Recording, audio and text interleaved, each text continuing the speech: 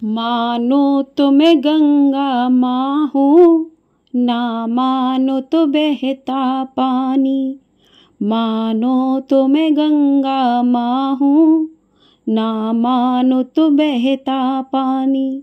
प्रेम से बोलिए गंगा मैया की जय। जय श्री कृष्णा। राधे राधे दोस्तों, आप सभी का दिन शुभ और मंगलमय हो। आप सभी पर भगवान विष्णु की कृपा सदा सर्वदा बनी रहे। आप सभी को गंगा दशहरा की हार्दिक शुभकामनाएं।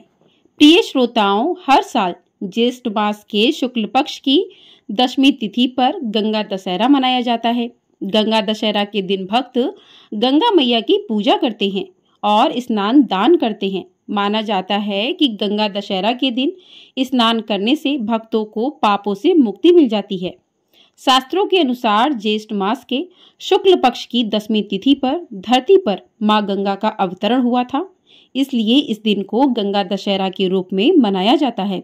और माना जाता है कि इस दिन गंगा स्नान करने से सुख समृद्धि का आशीर्वाद मिलता है तथा गंगा स्नान और कथा को सुनने मात्र से 10 पाप नष्ट हो जाते हैं, जैसे कि निषिद्ध हिस्सा, पर स्त्री गमन, चोरी, दूसरे के धन को लेने का विचार, दूसरों का बुरा करना, व्यर्थ की बातों में दुराग्रह, झूठ बोलना, चुगली करना, दूसरों का अहित करना, यह 10 पापों से व्यक्ति को मुक्ति मिल जाती है।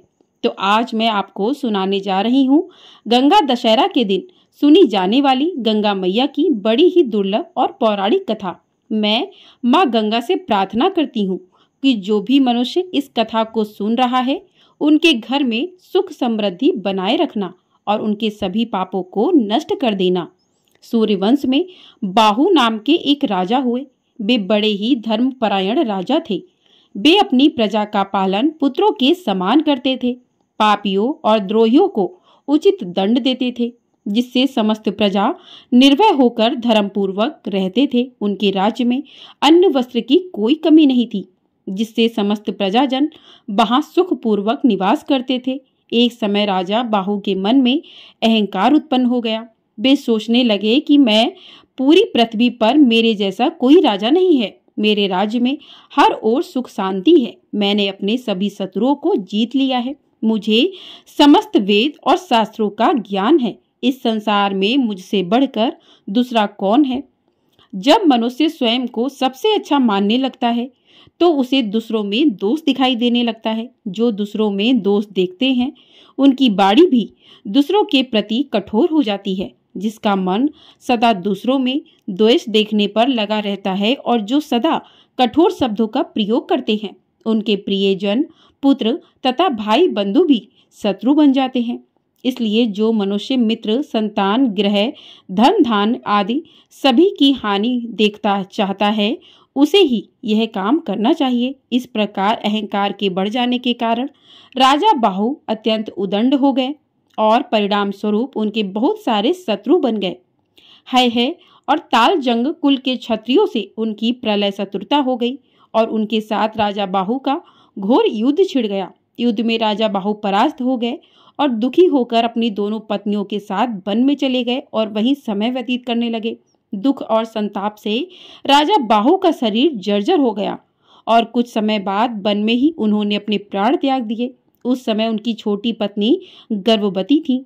पति के गुजर जाने से उन्हें बहुत दुख हुआ। उन्होंने पति के साथ ही चिता में जलने का निश्चय कर लिया। उस स्थान से कुछ ही दूरी पर औरव मुनि का आश्रम था।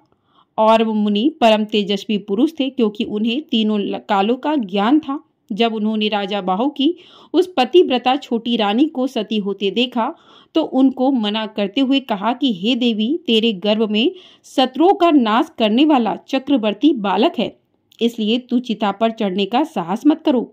वैसे भी शास्त्रों में गर्भवती स्त्री के सती होने का निषेध है। तुम स्वयं अपनी इच्छा से सती होना चाहती हो, परंतु तुम्हें अपने गर्भ में पल रहे शिशु की हत्या करने का अधिकार नहीं है, अतः तुम्हें यह पाप नहीं करना चाहिए। मुनि के इस प्रकार कहने पर रानी उनकी बात मान गई और फिर दोनों रानियों ने मिलकर पति का विधि पूर्वक अंतिम संस्कार किया।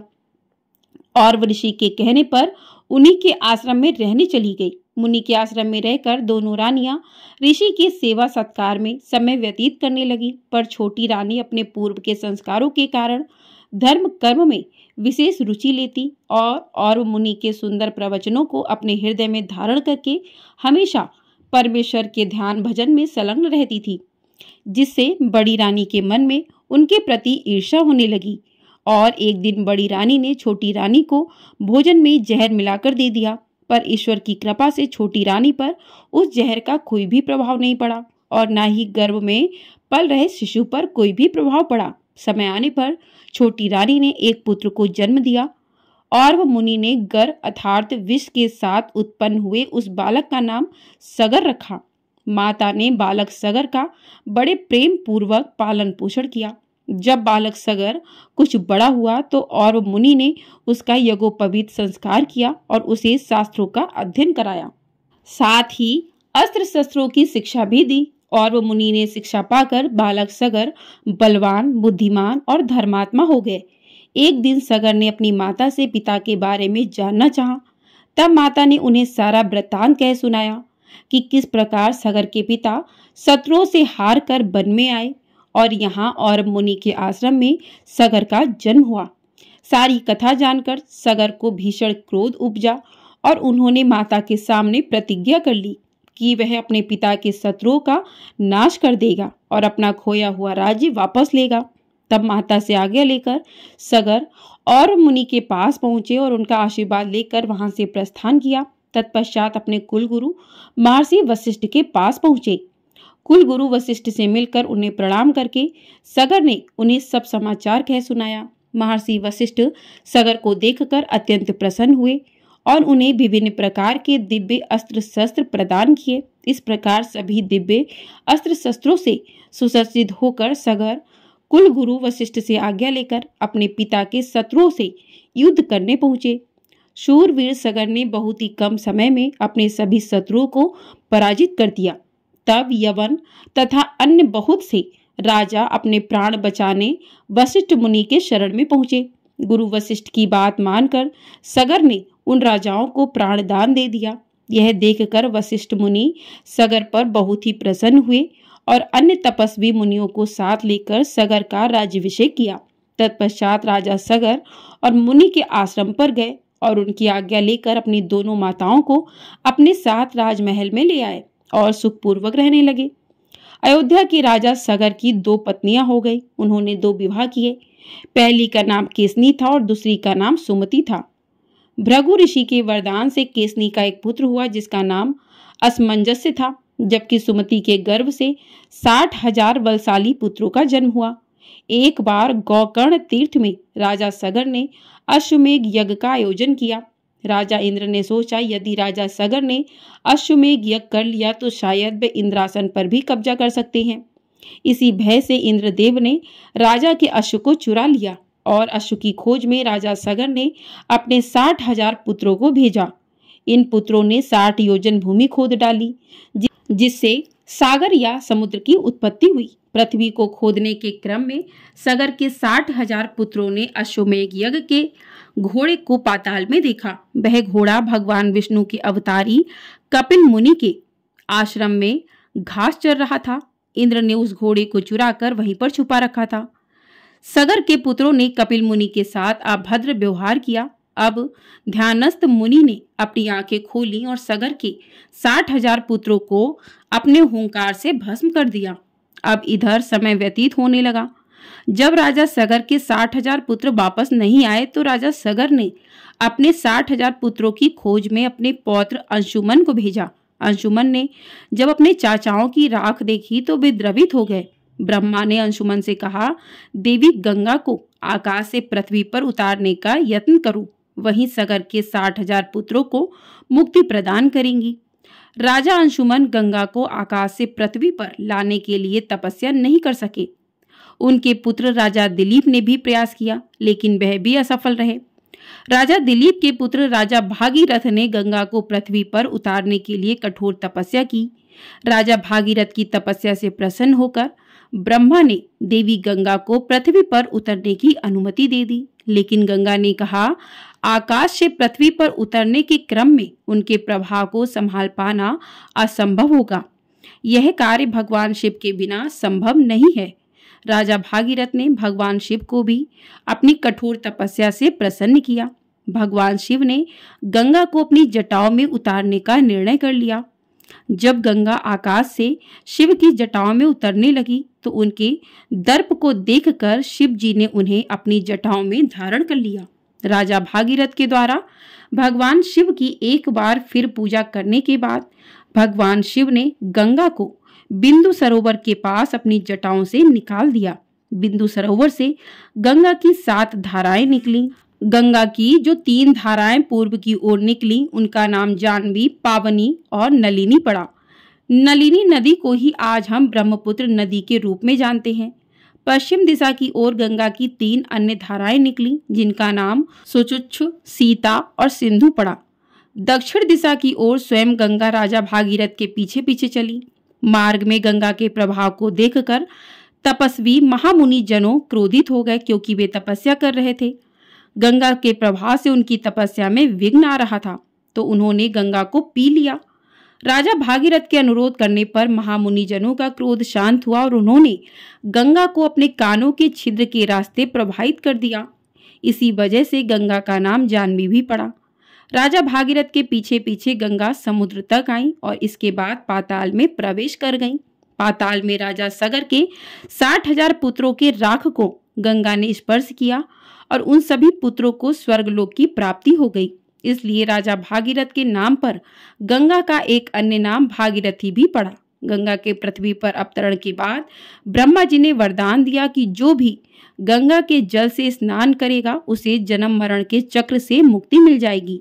जो भी इस गंगा अवतरण के दिन, गंगा दशहरा के दिन गंगा में डुबकी लगाएगा उसके 10 पाप स्वतः ही नष्ट हो जाएंगे और उसके घर में सुख समृद्धि का आवास सदैव रहेगा। भगवान भोलेनाथ उससे सदैव प्रसन्न रहेंगे। तो एक बार प्रेम से बोलिए, गंगा माता की जय। जय हो गंगा मैया। हे गंगा मैया, जैसे आपने भागीरथ के कार्य को सिद्ध किया और उनके पूर्वजों को मुक्ति दिलाई, वैसे ही इस कथा कहानी को सुनने वाले और कहने वाले तथा हुंकारा भरने वाले सभी भक्तों पर अपनी कृपा दृष्टि बनाए रखिएगा। तो इस प्रकार से गंगा अवतरण की कथा पूर्ण हुई। तो प्रिय श्रोताओं, इस कथा को पूर्ण करने हेतु अब आगे आप सुने गंगा स्नान की कथा। प्रिय श्रोताओं, एक कथा के अनुसार भगवान भोलेनाथ ने स्वयं देवी पार्वती को यह बताया कि वे कौन से लोग होते हैं जिन्हें गंगा स्नान के बाद स्वर्ग मिलता है। अगर आप भी स्वर्ग जाने की इच्छा रखकर गंगा स्नान करते हैं तो इस कथा को अवश्य ही सुने। गंगा स्नान कथा के अनुसार माघ स्नान का पर्व था। गंगा के घाट पर श्रद्धालुओं की भारी भीड़ थी और उसी दिन भोलेनाथ माता पार्वती को साथ में लेकर पृथ्वी पर भ्रमण के लिए निकले। वे अपने प्रिय नगर काशी की ओर प्रस्थान किए हुए थे। तभी आकाश से गुजरते समय माता पार्वती की नजर भीड़ की ओर गई। पार्वती जी ने इतनी ज्यादा भीड़ का कारण शिव जी से पूछा तो शिव जी ने बताया कि हे देवी, आज से माघ महा स्नान का पर्व आरंभ हो चुका है। इस माघ महा में स्नान करने वाले लोग स्वर्ग को जाते हैं। उसी लाभ के लिए इतने सारे श्रद्धालुओं की भीड़ जमा हुई है। पार्वती जी को भीड़ को देखकर कौतूहल तो शांत हो गया, लेकिन उनके मन में एक सवाल भी आया। तब उन्होंने भोलेनाथ से पूछा कि हे भगवान, हे भोलेनाथ, गंगा स्नान करने वाले यह सारे लोग स्वर्ग चले गए तो क्या होगा? स्वर्ग में इतना स्थान कहाँ है प्रभु? फिर लाखों वर्षों से लाखों लोग इस तरह गंगा स्नान करके स्वर्ग पहुंच रहे हैं, तो वे लोग कहाँ हैं?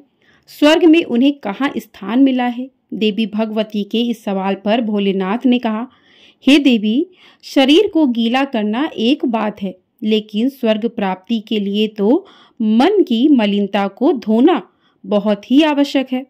तब माता पार्वती ने पूछा कि यह कैसे पता चलेगा प्रभु कि किसने शरीर धोया है और किसने मन को पवित्र किया है? शिव जी ने बताया है, पार्वती, यह उनके कर्मों से समझा जाता है। प्रिय भक्तगणों, पार्वती जी की शंका अब भी नहीं मिटी। तब शिव जी ने अपनी देवी पार्वती जी के मन में चल रहे सारे सवालों के समाधान के लिए उन्हें कहा कि हे देवी, चलो मैं तुम्हें सारी बात एक प्रत्यक्ष उदाहरण के माध्यम से समझाने का प्रयत्न करता हूँ, लेकिन इसके लिए हमें एक नाटक करना होगा। तब क्या था, शिव जी तुरंत एक कोढ़ी का रूप धारण कर लेते हैं और रास्ते में लेट जाते हैं और माता पार्वती को कहते हैं, हे देवी, आप एक अत्यंत ही सुंदरी का रूप धारण कर लीजिए। वैसे तो आप अत्यंत ही सुंदर हैं। माता पार्वती अपना रूप बदलकर कोढ़ी बने शिव जी के साथ गंगा स्नान के लिए जाते मार्ग के किनारे बैठ गई। गंगा स्नान करने वाले लोगों की भीड़ उन्हें देखने के लिए रुकती। ऐसी अलौकिक सुंदरी के साथ ऐसा कुरूप कोढ़ी सबको देखकर हैरानी हो रही थी और सबको आश्चर्य भी हो रहा था। कौतूहल में सभी इस बेमेल जोड़ी के बारे में पूछताछ करते, आपस में कानाफूसी भी करते। माता पार्वती जी शिव जी द्वारा रटाया विवरण उन्हें कहती रहती। देवी पार्वती सभी को यह बताती कि यह कोढ़ी मेरा पति है। गंगा स्नान की इच्छा से हम यहाँ आए थे। गरीबी के कारण इन्हें कंधे पर रख कर लाई हूँ। बहुत थक जाने के कारण थोड़ा विराम करने के लिए हम यहाँ बैठे हैं। प्रिय श्रोताओं, रास्ते में आते जाते कई लोग तो देवी पार्वती को देखकर उन्हें अपने पति को छोड़कर अपने साथ चलने की बात कहने लगे। अब उनकी बातें सुनकर माता पार्वती को बहुत क्रोध आता है, लेकिन शिव जी ने उनसे शांत रहने का वचन जो लिया था, इस कारण माता पार्वती को ना चाहते हुए भी शांत रहना पड़ता। माता पार्वती यह सब बातें सुनकर सोच रही थी कि भला ऐसे लोग गंगा स्नान के लिए आते हैं, वे स्वर्ग जाने की कामना रखते हैं, जबकि ऐसे लोग किसी दूसरी स्त्री पर नजर गड़ाए रखते हैं। क्या ये स्वर्ग के अधिकारी हैं? माता पार्वती के चेहरे की निराशा देखने लायक थी। भोलेनाथ और माता पार्वती का यह क्रम शाम तक चलता रहा। तभी एक सज्जन पुरुष वहां आए और उन्होंने पूछा, देवी, आप यहाँ क्यों बैठी हैं? यह कौन है और इस तरह असहाय क्यों पड़े हुए हैं? माता पार्वती ने कहा, यह मेरे पति हैं। हम लोग गंगा स्नान के लिए आए हैं और यहाँ पर बैठकर विश्राम कर रहे हैं। विश्राम करने के पश्चात हम गंगा स्नान करेंगे। प्रिय भक्तों, इस तरह पार्वती जी ने रटा रटाया विवरण उन्हें भी सुना डाला। यह सुनकर उस सज्जन पुरुष की आंखों में आंसू भर आए। उन्होंने सहायता का प्रस्ताव किया और कोढ़ी को कंधे पर लादकर गंगा तट तक पहुंचा दिया। यहाँ तक कि वे लोग गंगा स्नान कर भी लेते हैं। उसके बाद उस सज्जन पुरुष जो अपने साथ में सत्तू लाया था, उन दोनों को खाने के लिए दिया और फिर सुंदर स्त्री बनी माता पार्वती को बारंबार नमन करते हुए कहा, देवी, आप जैसी देवियां ही इस धरती के स्तंभ हैं। धन्य है आप जो इस प्रकार अपना धर्म निभा रही हैं। ऐसा कहकर वह पुरुष दोनों को प्रणाम करता है। भगवान शिव और माता पार्वती ने उसे आशीर्वाद दिया। शिव पार्वती वहां से उठे और कैलाश की ओर चल पड़े। शिव जी ने रास्ते में कहा, देवी पार्वती, इतने में से एक ही व्यक्ति ऐसा था जिसने अपना मन धोया और स्वर्ग के लिए सुगम रास्ता बनाया। गंगा स्नान का महालय तो सही है, पर इसके साथ मन भी धोने की शर्त लगी है। तब माता पार्वती समझ गईं कि आखिर क्यों इतनी संख्या में गंगा स्नान करने के बाद भी और गंगा का निर्मल महालय होने के बाद भी लोग स्वर्ग क्यों नहीं पहुंच पाते और क्यों गंगा स्नान के पुण्य फल से वंचित हो जाते हैं। क्योंकि उन्हें विश्वास नहीं होता कि गंगा स्नान करने के बाद भी उनके पाप धुल जाएंगे। गंगा स्नान करने तो सभी जाते हैं, किंतु शुद्ध मन लेकर बहुत कम लोग जाते हैं। राह चलते किसी स्त्री को देखकर उनके मन में उसके प्रति आकर्षण पैदा होता है, जो पाप है। किसी असहाय को देखकर उससे किनारा कर लेते हैं। इतने सारे पाप मन में लेकर भला गंगा स्नान करने का फल कैसे मिल सकता है? जो लोग धर्म, कर्म, पुण्य और दान करते हुए गंगा जी में स्नान करते हैं, उनके पाप स्वतः ही मिट जाते हैं और उन्हें स्वर्ग की प्राप्ति होती है। इसलिए गंगा स्नान करने से पूर्व अपने मन को शुद्ध और निर्मल करना अत्यंत आवश्यक है और उसके साथ ही दान पुण्य अवश्य करना चाहिए। फिर तो गंगा स्नान करने के बाद उसके लिए स्वर्ग के दरवाजे खुल जाते हैं। तो एक बार प्रेम से बोलिए गंगा मैया की जय। प्रेम से बोलिए माँ गंगा की जय। तो इस प्रकार से गंगा दशहरा और गंगा स्नान की कथा पूर्ण हुई। आपको ये वीडियो पसंद आई हो, वीडियो को लाइक कर लीजिएगा। चैनल पर नए हैं तो चैनल को सब्सक्राइब कर लीजिएगा। आपको हमारे चैनल पर निर्जला एकादशी कब की है और निर्जला एकादशी की कथा भी सुनाई जाएगी। तो आप लोग इस कथा को सुनने के लिए चैनल को सब्सक्राइब करके ढेर सारा प्यार अपना ज़रूर दीजिएगा और कमेंट बॉक्स में गंगा मैया की जय भी अवश्य लिखिएगा। प्रेम से बोलिए गंगा मैया की जय।